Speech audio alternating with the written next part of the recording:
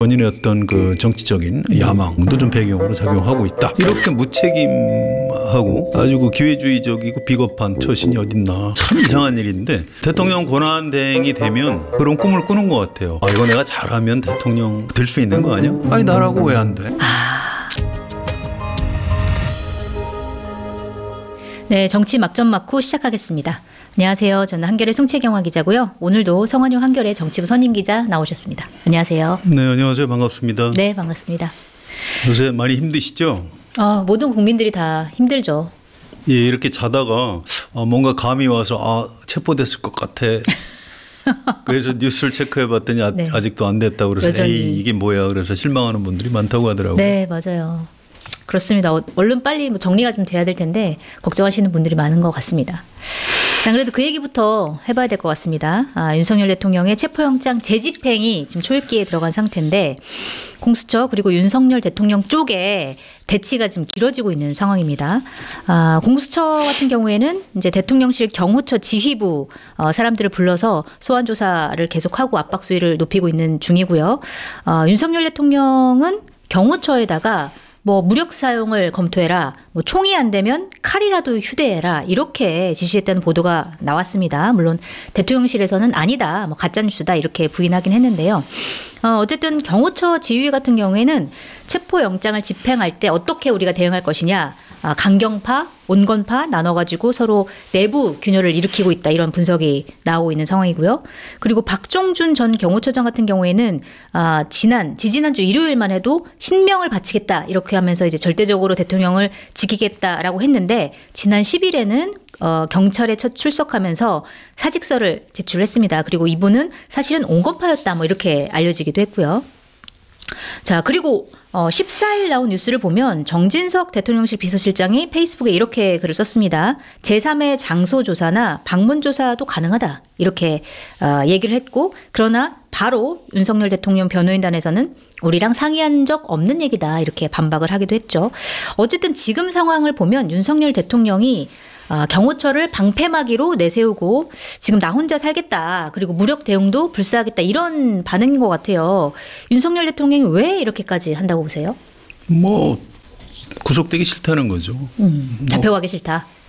뭐 그런 겁니다. 네. 윤석열 대통령 평생 누군가를 잡아놓았던 사람이죠. 네. 이제 자기가 갈 차례가 됐는데 자기는 안 들어가려고 좀 저렇게 하고 있는 겁니다. 사실 뭐 속셈이라고 할까요? 뭐 이게 너무나 뻔해요. 일단 1단계 체포영장이 집행되지 않도록 막는다. 네. 그럼 이제 경호처에서 도와줘야 되는 거죠. 그러니까 이제 뭐 물론 확인을 해봐야 됩니다. 뭐 총이 안 되면 칼이라도 써라 이런 제보가 들어왔다 해서 민주당에서 폭로를 한 건데 네. 이게 윤석열 대통령이 그런 얘기를 저는 했을 것 같은데 이건 나중에 수사를 해봐야 됩니다. 그다음에 혹시 체포영장을 경호처 직원들이 막는데 성공을 했다. 네. 그러면 그다음에 할 수 있는 게 아마 공수처에서 구속영장을 청구를 해야 될 거예요. 그럼 판사가 당연히 구속영장 발부하겠죠. 네. 3단계. 근데 그 구속영장이 발부돼도 뭐 나 이건 불법이다. 네. 이건 공수처에서 정부에서 받은 거는 불법이다. 또 이렇게 주장하겠죠. 네. 그것도 이제 집행 못하게 막는다. 그렇게 해서 혹시 성공을 하면 네. 4단계. 그럼 이제 마지막으로 공수처에서 할 수 있는 거는 그래 알았어. 그래서 이제 불구속 기소할 수밖에 없는 겁니다. 네. 뭐 그러면 이제 법원에는 나가겠죠, 설마. 아무튼 이제 그렇게 되면 불구속 상태에서 뭐 관저에서 출퇴근하면서 재판이나 가끔 받고 뭐 감옥에 안 가도 되는 거죠. 뭐 그렇게 복잡한 계산이 있는 게 아니고요. 그렇게 하고 싶어 한다. 뭐 그냥 감옥 가기 싫다죠. 그 얘기를 네. 이렇게 복잡하게 하고 있는 겁니다. 네, 알겠습니다. 자, 그리고 최상목 대통령 권한대행 얘기를 좀 해봐야 될 것 같은데요. 이렇게 상황이 대치 상태로 계속 길어지는 이유 중에 하나가 최상목 권한대행의 모호한 태도 때문이다 이런 이제 분석이 나오고 있습니다.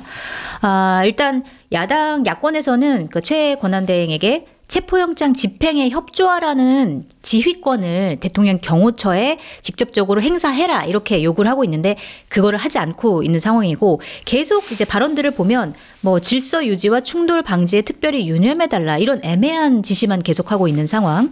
그리고 뭐 여야가 위헌적 요소가 없는 특검 법안을 빨리 함께 마련해달라 이렇게 여야 합의를 종용하는 상황 이런 여러 가지 이제 발언들을 애매한 발언들만 하고 있는데 이 발언들 어떻게 평가하세요? 그래서 뭐 한덕수 전 국무총리하고 똑같은 거죠. 네. 한덕수 국무총리가 전직이 아니네요. 현재 국무총리인데 이제 직무가 정지돼 있는 네. 그런 상태네요. 아무튼 법치국가에서 있을 수 없는 그런 비겁한 지시를 하고 있는 겁니다. 이게 나중에 최상목 대행도 정치적 책임, 법적 책임 아마 다 져야 될 겁니다. 네. 여야가 합의를 해야 한다. 뭐 이제 이런 얘기를 하는 거 아닙니까? 네. 근데 지금 국민의힘이 극우 세력 눈치 보느라고 무조건 다 불법이다. 체포 구속 안 되고 수사 자체가 잘못된 거다. 이렇게 주장을 하고 있는데 이게 여야 합의가 됩니까? 안 되는 거거든요. 네. 그러니까 이제 이런 궤변이 없는 거예요.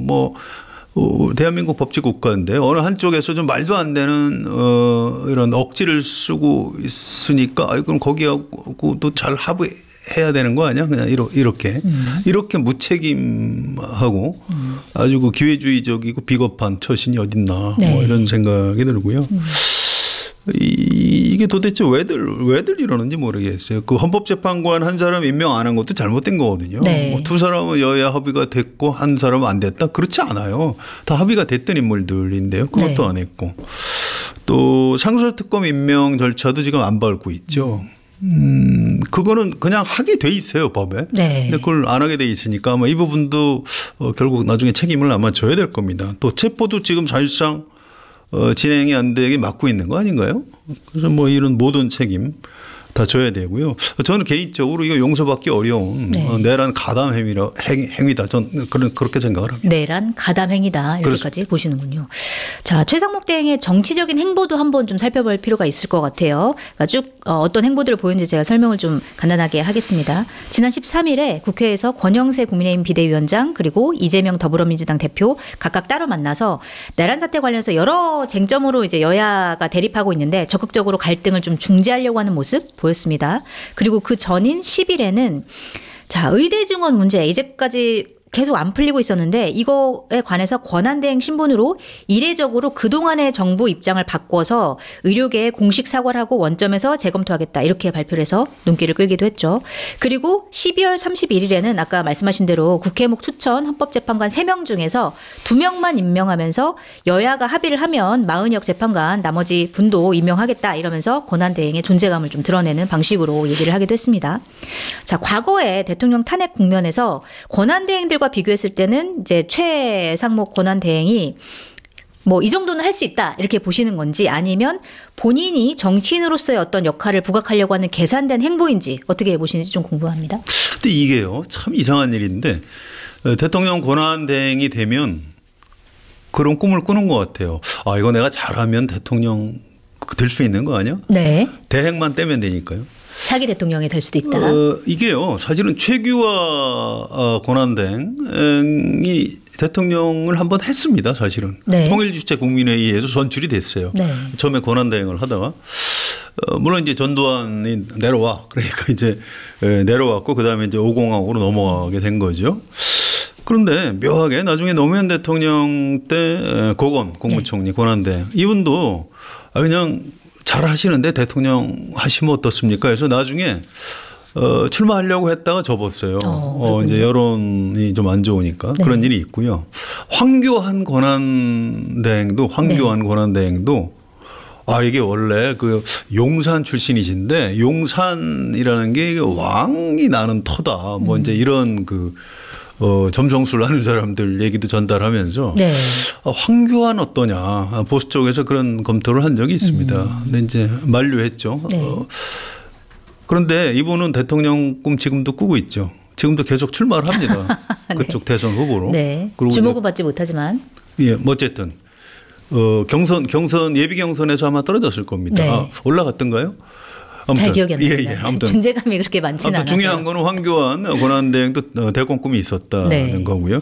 근데 지금 보니까 한덕수 전 국무총리도 뭐 그런 흔적이 좀 남아 있어요. 뭐 그런데 이 최상목 권한대행도 민주당의 한준호 최고위원이 공식적으로 지적을 한 건데 네. 아니 이 와중에 그 SNS의 프로필에다가 대통령 권한대행을 추가했다는 거고요.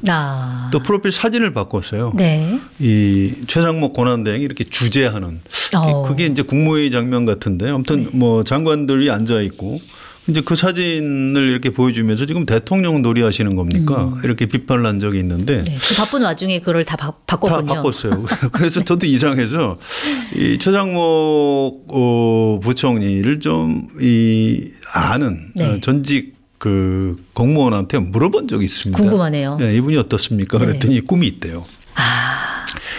대권 꿈이 있다. 예, 이 굉장히 그 착하게 생긴 외모하고 좀 다른 면모가 있으니까 잘 보라고 이렇게 네. 조언을 해주더라고요. 그래서 이게 한덕수 국무총리 또 최장목 경제부총리 이런 분들이 이제 엘리트 경제관료 출신인데 네.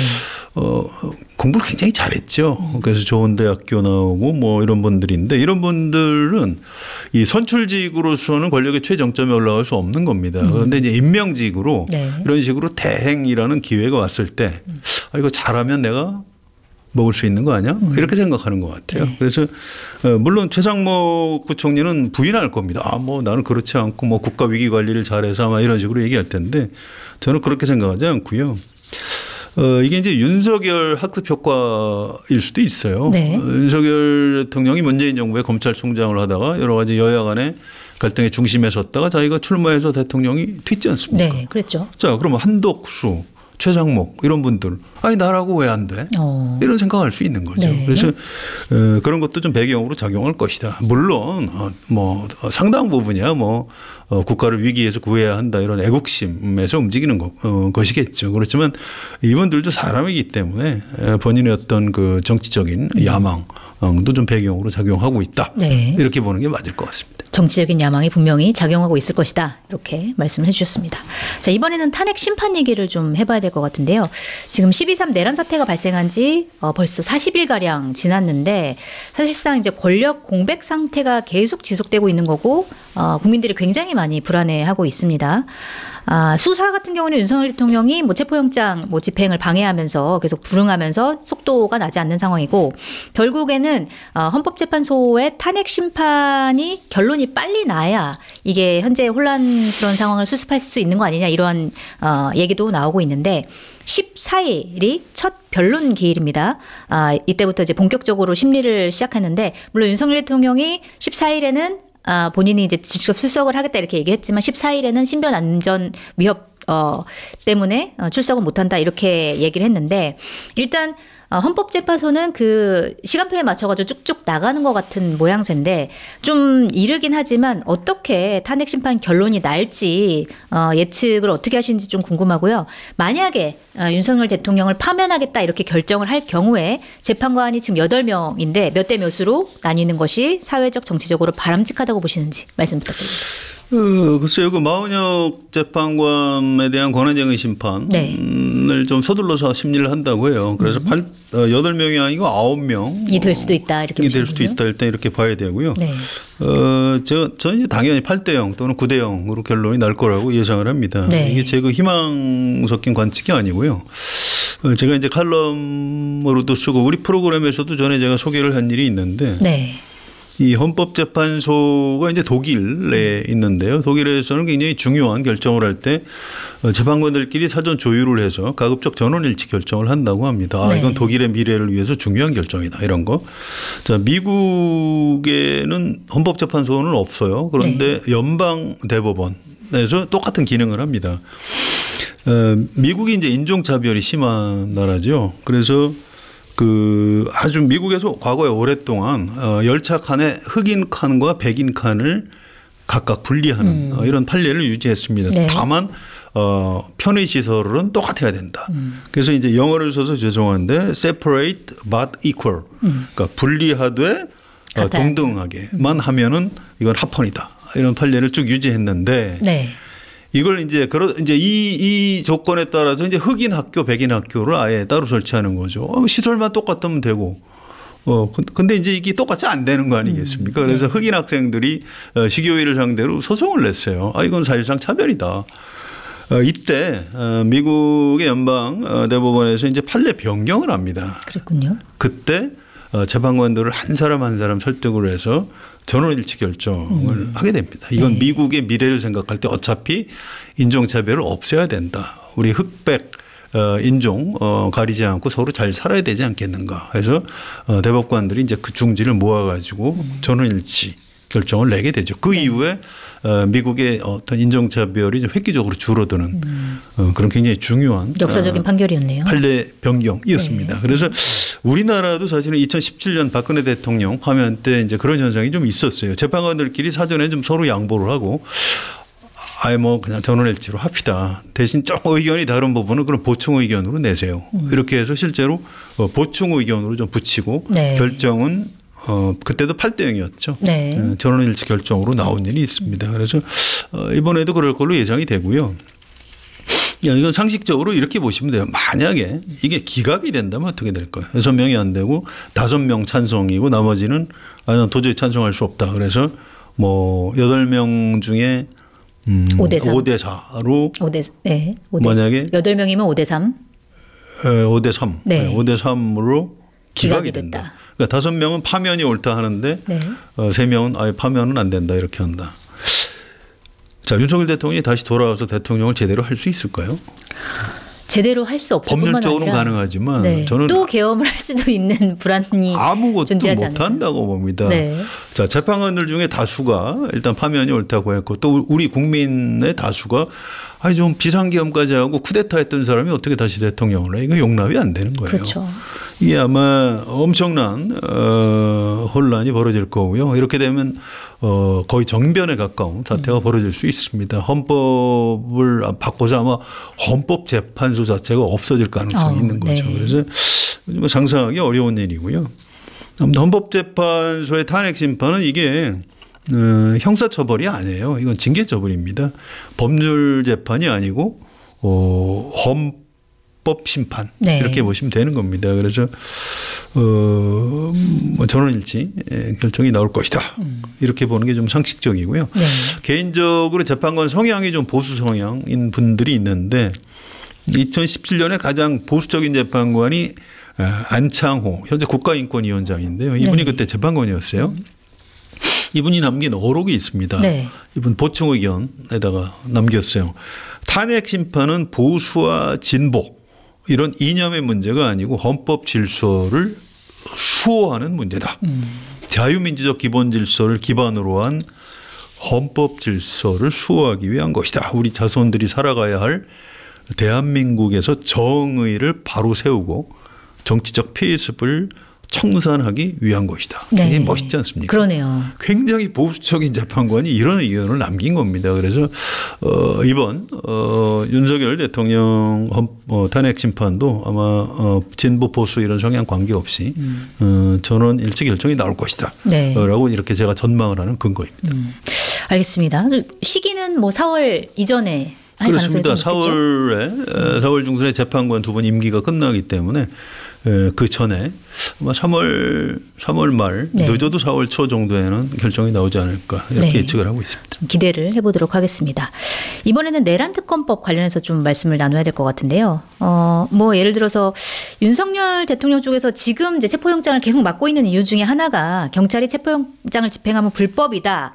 왜냐하면 공수처에서는 지금 내란죄 수사권이 없기 때문에 이것도 문제가 많다 이렇게 주장을 하고 있는데 법원에서 사실은 체포영장을 발부해줬다라는 것은 공수처에서도 수사할 수 있다 이런 거를 이제 인정한 셈이거든요. 그런데도 불구하고 계속 이렇게 사실은 상식적이지 않은 주장을 하고 있는 거에 대해서 이렇게 논란을 좀 없애려면 결국은 내란 특검법이 빨리 통과돼서 특검에서 이런 것들을 수사해야 되는 거 아니냐 이런 이제 요구들이 나오고 있는 상황인데 첫 번째 내란 특검법 같은 경우에는 지난 8일에 국회 본회의에서 재의결을 했지만 폐기가 됐습니다. 2표가 모자라서 폐기가 됐고 그다음에 최근에는 야당 6개 야당이 모여서 다시 이제 내란 특검법을 발의를 해서 이게 어떻게 처리가 될지가 지금 관건인데 지금 여러 가지 수정을 했습니다.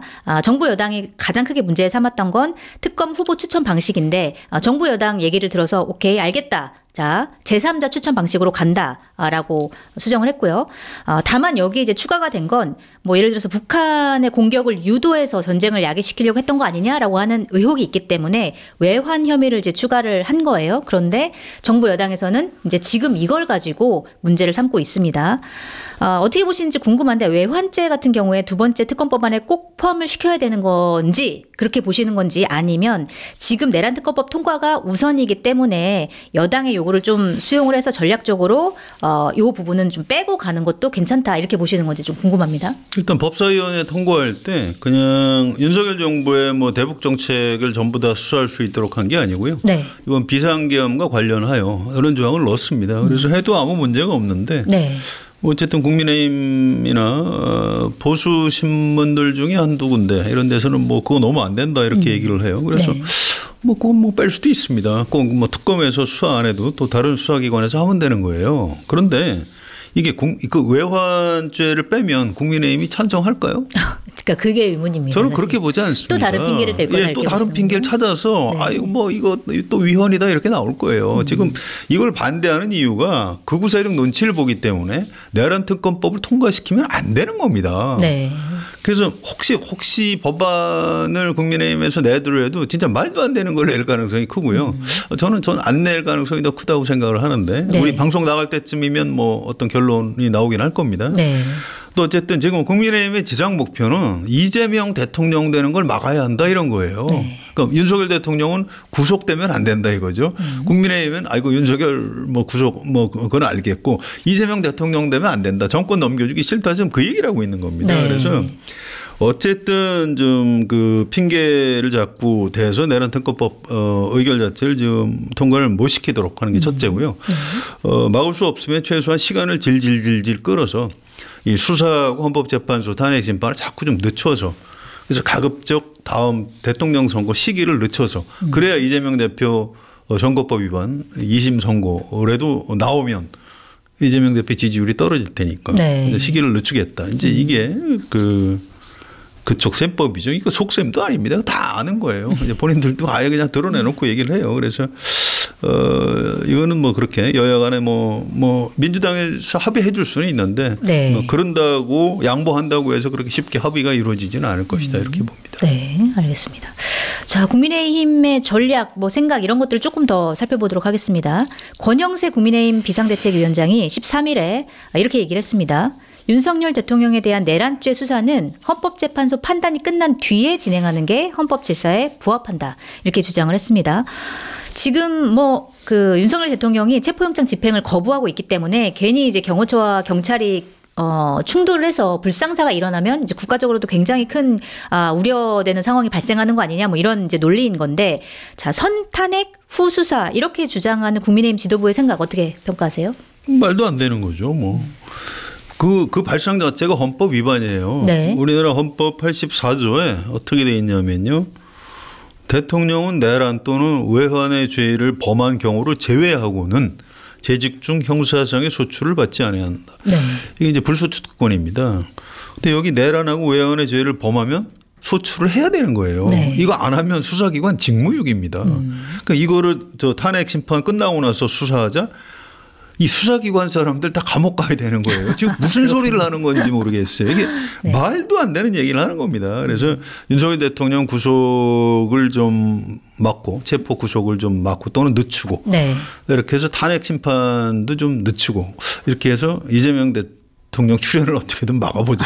그것도 같은 속셈. 똑같은 속셈입니다. 절대로 속으시면 안 됩니다. 네, 알겠습니다. 자, 이번에는 국민의힘의 지지율 뭐 얘기를 좀 해봐야 될 것 같은데요. 최근 여론조사 추세를 보면 정당 지지율에서 국민의힘이 상승세를 보이고 있습니다. 그리고 최근 결과를 보면 국민의힘과 민주당의 지지율 격차가 오차범위 내로 좁혀지고 있다는 결과가 여러 개 나오기도 했는데 자, 이게 지난번에 최근에 성완영 선임기자께서 쓰신 막전막고 기사를 보면 결국 이거는 보수 응답자가 과표집 됐기 때문이다 이렇게 이제 분석을 하셨어요. 굉장히 이제 좋은 분석을 되게 그렇구나 이제 고개를 끄덕이면서 봤는데 일단은 내란 사태 관련해서 국민의힘의 행보를 보면 어쨌든 지금 상황에서는 중도 외연을 확장하는 거 아니고 보수 우파 결집으로 간다 이런 방향이 굉장히 이제 확실해 보입니다. 대표적으로 보면 지난 9일에 김민정 국민의힘 의원이 이른바 백골단이라고 불리는 반공 청년단을 국회로 불러서 기자회견을 열어줬습니다. 물론 이게 굉장히 문제가 되니까 나중에 기자회견을 취소하겠다 이렇게 발표를 하긴 했지만 뭐 이런 일들이라든지 여러 가지로 보면은 극우 쪽으로 가고 있는 상황 이런 정치적인 스탠스를 취하는 게 어떤 면에서 득이 되고 어떤 면에서 실이 되는지 만약에 이게 대선 국면으로 옮겨지면 국민의힘 태도가 바뀔 거라고 보시는지 궁금합니다. 네, 뭐좀 바뀌겠죠. 뭐 실제로 윤석열 대통령이 파면되면 뭐 그때도 윤석열 대통령을 붙잡고 있을 이유가 없을 겁니다. 그런데 이제 지금은 막 혼란스러운 시기예요. 그러니까 의원들마다 이 열성 당원들이 왜 윤석열 대통령을 안 지켜주냐 이제 이런 문자 폭탄 전화 이런 것들을 굉장히 많이 받습니다. 또 여론조사에서 이제 보수 결집 현상이 있는 겁니다. 물론 이제 보수 쪽 성향의 사람들이 이제 응답을 많이 하기 때문에 나타나는 현상이긴 한데. 뭐 어쨌든 흐름 자체가 보수 결집 흐름이 있는 건 사실이에요. 이게 아까 처음에 송채경화 기자가 설명을 하셨는데 지금 비상계엄한 지 벌써 한 40일 됐고요. 윤석열 대통령 탄핵 소추된 지 벌써 한 달, 12월 14일 날 됐으니까 한 달이 지났네요. 그래서 지금 국면은 계엄 국면 넘어갔고요. 탄핵 국면도 사실은 넘어갔습니다. 헌법재판소로 이제 넘어갔기 때문에 지금 조기 대선 국면이라고 보시면 돼요. 벌써 시작됐나요? 그렇습니다. 지금 윤석열 대통령에 대한 뭐 파면을 반대한다.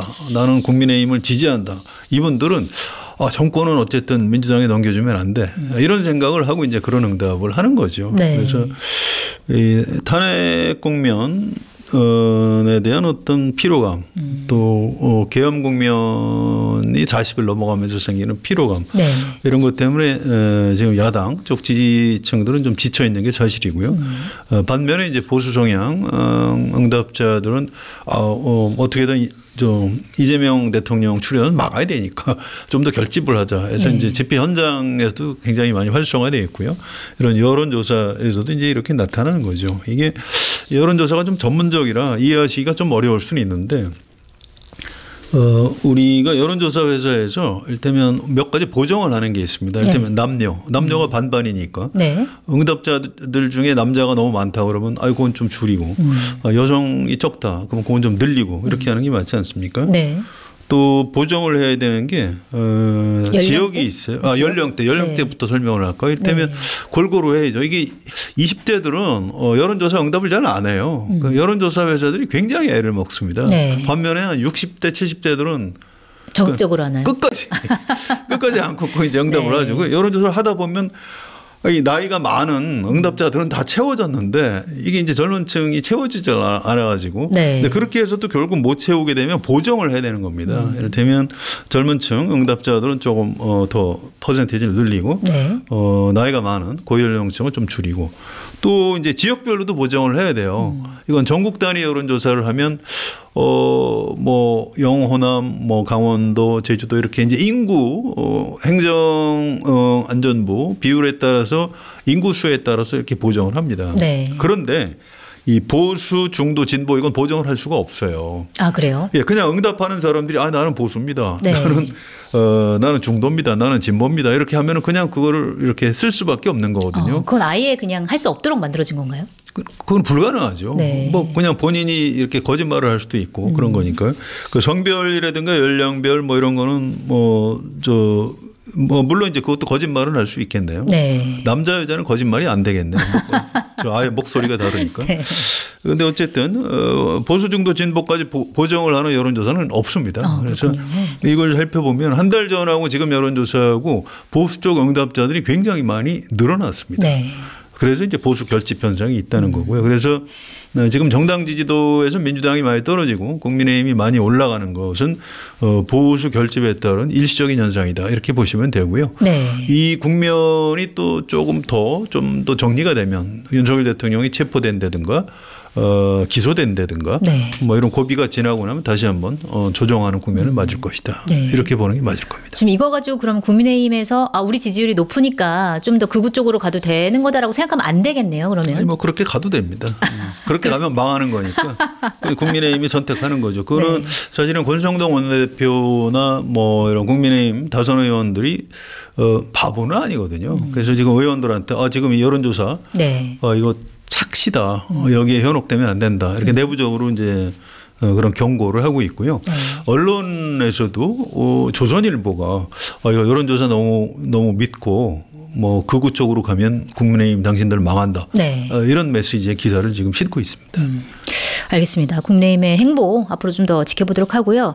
오늘 말씀 여기까지 들으려고 하는데 마무리 말씀 부탁드리겠습니다. 예, 지금 하던 얘기 연장해서 얘기를 조금만 더 해드릴게요. 문재인 대통령 임기 말에 대통령 직무평가가 한 40% 정도 이렇게 쭉 나갔어요. 그래서 그 전에 과거의 대통령들보다 굉장히 높았습니다. 네, 임기 말인데. 네, 그래서 문재인 청와대 참모들이 목에 힘을 많이 줬어요.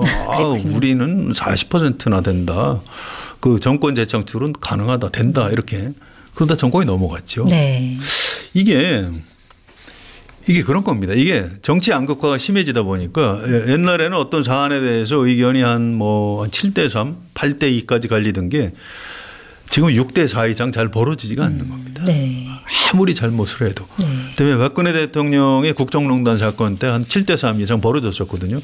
지금은 이 비상계엄 친위 쿠데타까지 했는데도 그렇게까지 벌어지지 않는 겁니다. 그게 정말 저는 되게 놀랍습니다. 정치 양극화 때문에.